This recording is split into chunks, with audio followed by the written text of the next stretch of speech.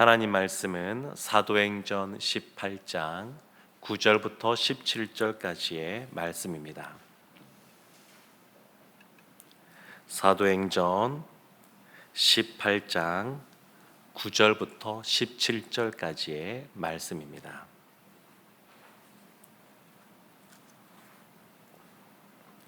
사도행전 18장 9절부터 17절 한 절씩 교독하겠습니다. 밤에 주께서 환상 가운데 바울에게 말씀하시되 두려워하지 말며 침묵하지 말고 말하라. 내가 너와 함께 있음에 어떤 사람도 너를 대적하여 해롭게 할 자가 없을 것이니 이는 이 성중에 내 백성이 많음이라 하시더라. 1년 6개월을 머물며 그들 가운데서 하나님의 말씀을 가르치니라. 갈리오가 아가야 총독되었을 때에 유대인이 일제히 일어나 바울을 대적하여 법정으로 데리고 가서 말하되 이 사람이 율법을 어기면서 하나님을 경외하라고 사람들을 권한다 하거늘 바울이 입을 열고자 할 때에 갈리오가 유대인들에게 이르되 너희 유대인들아 만일 이것이 무슨 부정한 일이나 불량한 행동이었으면 내가 너희 말을 들어주는 것이 옳거니와 만일 문제가 언어와 명칭과 너희 법에 관한 것이면 너희가 스스로 처리하라. 나는 이러한 일에 재판장 되기를 원하지 아니하노라 하고 그들을 법정에서 쫓아내니 함께 보겠습니다. 모든 사람이 회당장 소스데네를 잡아 법정 앞에서 때리되 갈리오가 이 일을 상관하지 아니하니라. 아멘. 오늘 말씀은 하나님이 환상 가운데 바울에게 찾아오셔서 말씀하시는 내용이 나옵니다. 그런데 잘 생각해 보면, 곰곰이 생각해 보면 하나님이 바울에게 하신 말씀이 직접적으로 성경에 기록된 내용이 별로 없다라고 하는 것을 우리가 생각할 수가 있습니다. 사도행전도 보면 다메섹으로 가던 그 바울을 부활하신 예수님이 찾아오셔서 사울아 사울아 이렇게 부르는 장면이 나옵니다. 그리고 하나님의 이 직접적인 말씀이 오늘 본문에서 등장합니다.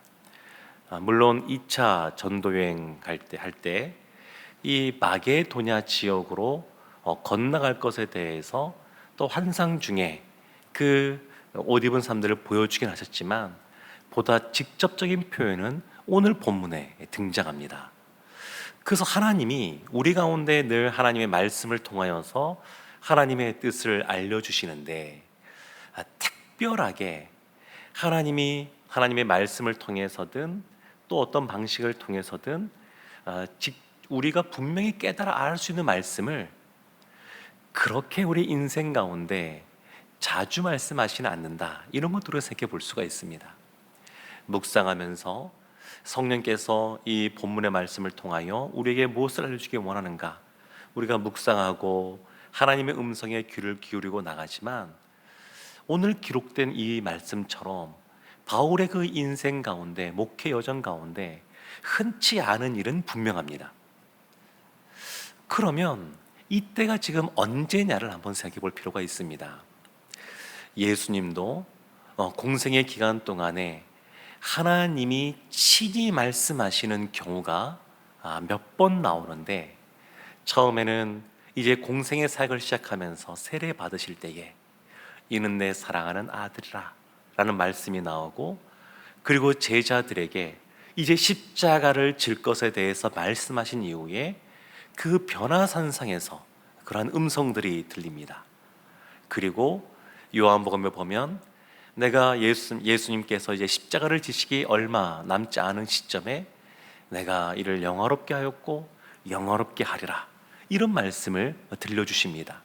그러니까 예수님의 공생의 사역 기간에도 보게 되면 아주 중요한 시점, 이제 사명을 시작하는 그 시점, 그리고 십자가를 감당해야 되는 그러한 것과 관련하여서 하나님의 음성이 분명하게 들려지는 것을 보게 됩니다. 바울도 그렇습니다.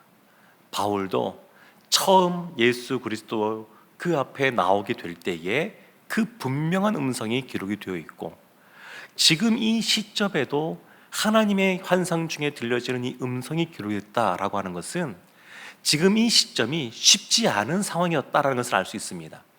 바울이 하나님이 이방인의 사도로 부르셨는데 그 사도로의 삶을 살아갈 때 지금 아주 중요한 분기점이 되고 있다라고 하는 것을 이 음성이 들려지어서 기록되는 것 말씀만으로도 우리가 알 수가 있습니다. 그러면 그 내용이 뭐냐? 그 내용이 9절 말씀이 이렇게 나옵니다. 밤에 주께서 환상 가운데 바울에게 말씀하시되 두려워하지 말며 침묵하지 말고 말하라. 첫 번째는 두려워하지 말라, 이렇게 말씀하십니다. 바울 가운데 두려움이 있는 겁니다. 가는 곳마다 방해하는 유대인들이 있고 생명을 위협하는 사람들이 있고, 오늘 본문 뒤에도 보게 되면 이 총독에게 바울을 끌고 가서 이를 처벌해 달라라고 하는 그러한 그 장면도 기록되어 있습니다. 그러니까 쉽지 않은 겁니다. 복음을 전한다고 하는 것, 선교한다라고 하는 것, 이것은 영적 전투임을 분명하게 보여줍니다. 에베소서 말씀에서도 그래서 우리 신자에게 놓여져 있는 영적 전투는 피할 수 없는 것이고, 그래서 그 영적 전투를 승리로 이끌기 위해서 하나님의 전신갑주를 입고, 그리고 마치 엔진처럼 그 갑주가 갑주로서 감당할 수 있도록 기도하라, 이렇게 에베소서에서 말하고 있는데, 바울에게도 지금 놓여 있는 것은 그와 같은 겁니다. 오늘 본문 바로 앞에 있었던 그 장면에서도 어떤 것이 있었냐면, 바울이 이방인의 사도로서 이방인에게 복음을 전하겠다라고 했지만 1차 전도 여행 때도 유대인들에게 전하다가 내가 이제 이방인에게 가리라, 이렇게 결심을 했었고, 지금 오늘 이 본문이 있는 바로 앞에 이 고린도 지역에서도 내가 유대인이 아니라 이방인에게 가겠다, 이렇게 결심하는 장면들이 나왔습니다. 그러니까 바울도 이와 같이 하나님의 큰 은혜를 경험하고 분명한 은혜를 경험하고 누구보다 말씀을 잘 알고 있고 믿음이 굳건한 사람도 하나님이 주신 그 사명자의 길을 걸어갈 때에 흔들릴 수가 있습니다. 하나님이 분명히 이렇게 말씀하시고 이끌고 있지만, 그러나 그 길을 걸어감에 있어서 때로는 흔들릴 때가 있습니다. 희미해질 때가 있습니다. 바울이 지금 그런 시점입니다. 그런 시점에서 두려움도 있는 겁니다. 그래서 하나님이 하시는 말씀이 두려워하지 말라. 여호수아에게 그랬던 것처럼, 이스라엘에게 말씀하셨던 것처럼, 전쟁을 앞두고 있는 그들에게 두려워하지 말고 담대하라 말씀하신 것처럼 바울에게도 지금 두려워하지 말라, 그리고 이어서 침묵하지 말고 말하라. 말을 하니까, 복음을 전하니까 온갖 핍박들, 박해들이 있는 겁니다. 어려움이 있는 겁니다. 근데 이때 하나님의 말씀이 들려지는 겁니다. 그리고 10절에 또 한 가지 이렇게 말씀하십니다. 내가 너와 함께 있음에 어떤 사람도 너를 대적하여 해롭게 할 자가 없을 것이니, 어떠한 사람도 너를 해롭게 할 수 없다. 하나님이 보호해 주시고 안전하게 지켜주겠다, 이렇게 말씀하십니다.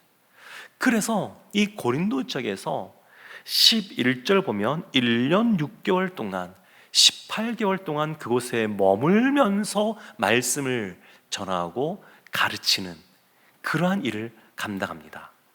하나님이 보호해 주시겠다는 겁니다. 근데 참 묘하지 않습니까? 바울에게 놓여 있는 어려움들이 있습니다. 사벽의 길을 걸어가는데 그 감당하는 것이 고난의 길입니다.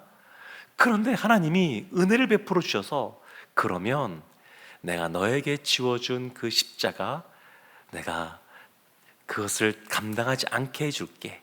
고난의 길을 더 이상 걸어가지 않게 해줄게. 사명자의 길을 걸어가면서 힘들지 않게 해줄게. 이렇게 말씀해 주시면 좋을 텐데 그러진 않으십니다. 두려워하지 말라, 담대하라, 내가 너와 함께한다 말씀하시면서도 그 사명은 다 감당케 하십니다. 예수님이 그렇게 땀방울이 핏방울이 될 정도로 그렇게 십자가를 놓고 고심하며 기도하였지만 결국 그 사명대로, 하나님이 계획하신 대로 십자가를 다 감당하셨던 것처럼 우리에게도 그렇습니다. 우리들 가운데 놓여 있는 그러한 하나님이 부르심 속에 주신 사명들이 있는데 그것을 감당할 때 어렵다 그래서 하지 말라고 하시는 것이 아니라 그것을 감당케 하십니다. 그래서 그 내용이 뒤에도 보면 이어집니다. 12절 말씀에 갈리오라고 하는 총독이 등장하는데 바울의 그 활동한 나이, 연대, 이것을 우리가 추정할 때에 기준이 되는 것이 이 갈리오 총독이 이 아가야 지역, 고린도가 있는 아가야 지역에 부임했을 때 이때를 기준으로 삼습니다.